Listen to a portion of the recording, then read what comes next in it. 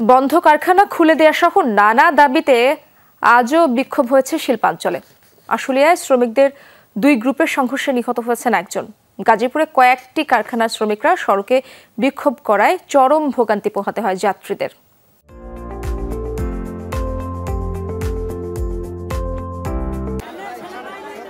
বন্ধ কারখানা খুলে দেওয়ার দাবিতে আশুলিয়ার ম্যাসকট গার্মেন্টসের প্রধান ফটকের সামনে সকালে বিক্ষোভ শুরু করে শ্রমিকরা। বেলা বাড়ার সাথে সাথে বাড়তে থাকে উত্তেজনা। পাশের রেডিয়ান্স কারখানা ছুটি ঘোষণা করা হলে পোশাক শ্রমিকরা বেরিয়ে আসে। শুরু হয় দুই কারখানার শ্রমিকদের মধ্যে কথা কাটাকাটি আর ঝগড়া। এক পর্যায়ে তা সংঘর্ষে রূপ নেয়। ছোড়া হয় ইট পাটকেল। ইটের আঘাতে নিহত হন ম্যাসকট কারখানার কর্মী রোকেয়া বেগম। আহত হন বেশ কয়েকজন। নাক মুখ দিয়ে রক্ত বাইরে এলো, ওনাকে 4-5 জন ধরলো, মেডিকেলে নিয়ে গেল।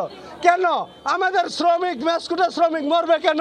বাইরে থেকে পোলা পান এনে আমাদের শ্রমিকরা লাঠি দিয়ে মারিছে। রেডিয়ান্সের নতুন বিল্ডিং এর 7 তলা থেকে ইট মারছে। এরা কেন করলো? আমরা রেডিয়ান্সের মালিকের বিচার চাই, আমাদের মালিকের বিচার চাই, কঠোর বিচার চাই। তার পরিবারের সাথে কথা বলছি, তার যে ক্ষতি হয়ে গেছে সেটা আমরা কেউ দিতে পারবো না। তারপরও স্বরূপ আমরা 5 লক্ষ টাকা তাকে দিছি এবং পরবর্তীতে ফ্যাক্টরিটা যাতে আরও সুন্দরভাবে চলে, এই ধরনের আর যদি কোনো ঘটনা না ঘটে সেটার জন্য আমরা প্রায় 20-25 জন ওয়ার্কারের সাথে কথা বলেছি। আমরা আশা করি শনিবার থেকে ফ্যাক্টরিটা সুন্দরভাবে চলবে।